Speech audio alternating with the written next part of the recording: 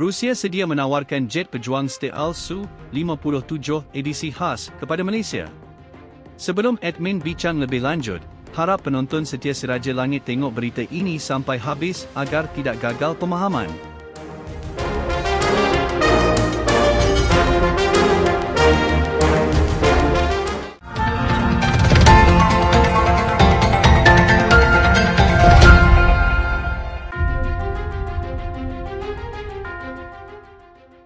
Moskow, 1 November 2024. Rusia baru-baru ini dilaporkan bersedia untuk menawarkan jet pejuang siluman Su-57 edisi khas kepada Tentera Udara Malaysia sebagai sebahagian daripada kerjasama pertahanan yang semakin erat antara kedua-dua negara. Selepas Malaysia berjaya mengendalikan armada Su-30 MKM sejak 2007, mereka kini berdepan dengan pilihan untuk mengemas kini dan mengukuhkan keupayaan udara mereka dengan jet pejuang generasi kelima yang lebih canggih. Kedua-dua negara mempunyai hubungan rapat dalam sektor pertahanan sejak beberapa dekad yang lalu. Dengan operasi Su-30 MKM, iaitu versi khas Su-30 yang direka mengikut keperluan Malaysia, Tentera Udara Negara mempunyai keupayaan seimbang antara daya tahan dan kuasa serangan. Berita tawaran Su-57 dari Rusia dianggap sebagai langkah strategik untuk meneruskan kerjasama baik yang telah terjalin. Seorang pegawai tinggi di Kementerian Pertahanan Malaysia menyatakan bahawa tawaran Su-57 adalah sangat menarik, memandangkan Malaysia pada masa ini perlu meningkatkan keupayaan pertempuran udaranya untuk menjamin kedaulatan wilayahnya.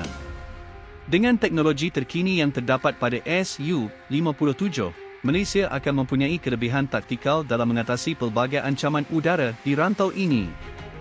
Jet pejuang Su-57 ialah pejuang siluman generasi kelima yang mempunyai kebolehgerakan yang unggul, radar canggih dan teknologi siluman yang menyukarkan pengesanan radar musuh.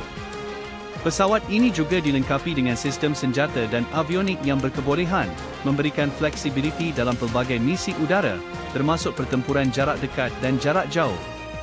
Pihak Rusia mencadangkan Malaysia mendapatkan edisi khas Su-57 yang boleh disesuaikan dengan keperluan operasi Tentera Udara Malaysia. Pelarasan ini termasuk sistem radar yang direka bentuk untuk keadaan iklim tropika, peralatan komunikasi yang serasi dengan sistem pertahanan Malaysia, serta keupayaan penyepaduan dengan armada Su-30 MKM yang sudah dimiliki Malaysia. Tawaran Su-57 masih dalam peringkat perbincangan antara kerajaan Malaysia dan Rusia terutama berkaitan skim pembiayaan dan proses pemindahan teknologi yang dijangka memperkukuh sektor industri pertahanan Malaysia.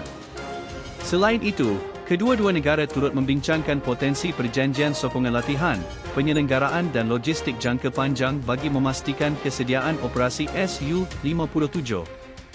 Bagi Malaysia, pemerolehan Su-57 akan memberikan nilai strategik terutama dalam mengekalkan kestabilan serantau di rantau Asia Tenggara.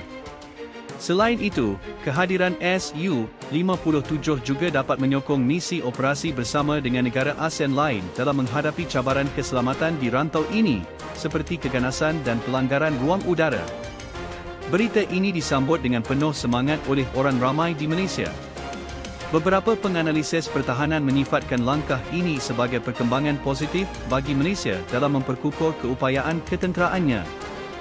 Bagaimanapun, beberapa pihak turut menyatakan proses pembelian ini perlu mempertimbangkan skim pembiayaan dan kebolehlaksanaan penggunaan jangka panjang memandangkan harga Su-57 agak mahal berbanding pesawat pejuang generasi terdahulu.